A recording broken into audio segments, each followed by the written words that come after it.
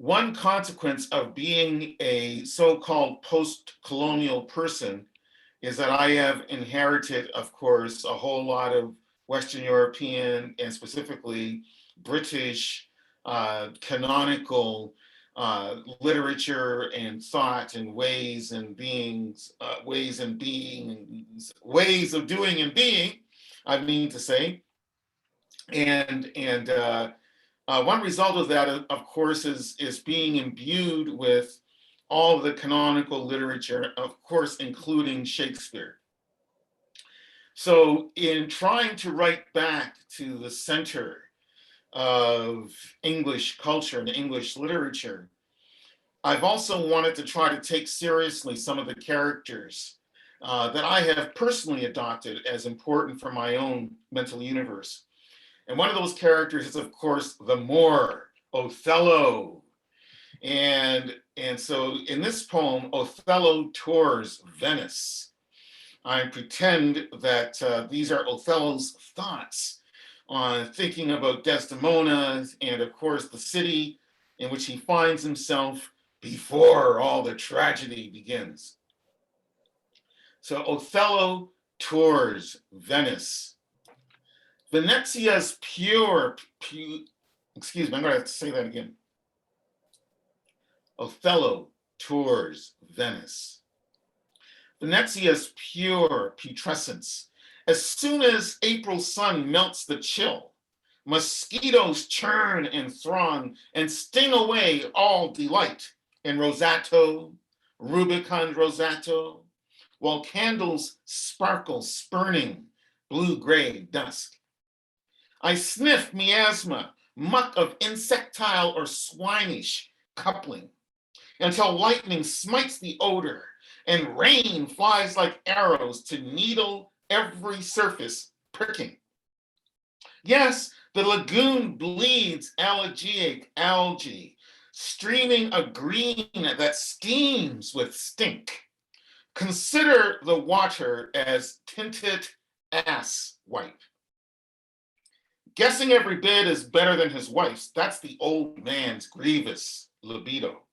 Really, Desi's daddy is sludge, though a senator, and his demean is stucco and tinsel, a lot of masquerade and mascara, fronting the slimy exercise that is Venice, floated by piracy, and corpse bloated by viruses.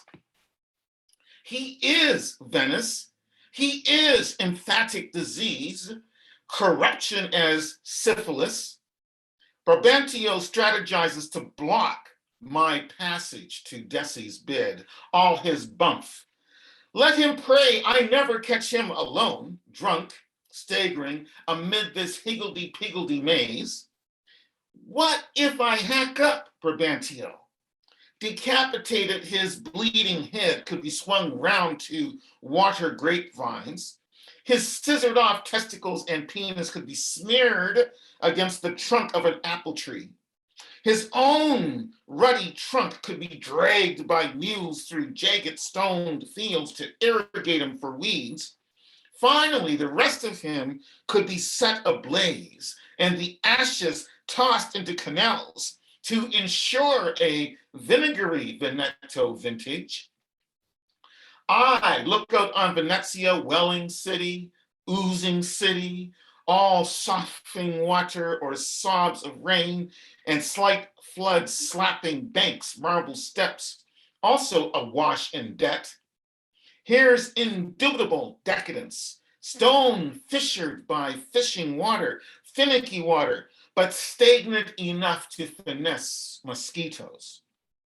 I stop at the cafe of a defunct poet, sit where he sat, see what he saw, eat what he ate, but I still write what I believe, never his belief, only my belief in justice.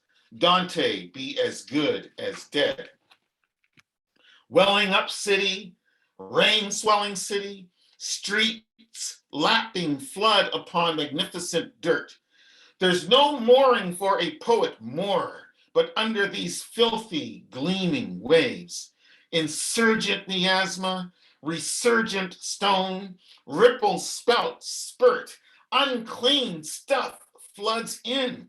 I swear I'll tuck Desi, her thighs like cotton pincers, her throat that crucible of snow, her bottom like a lily bowl.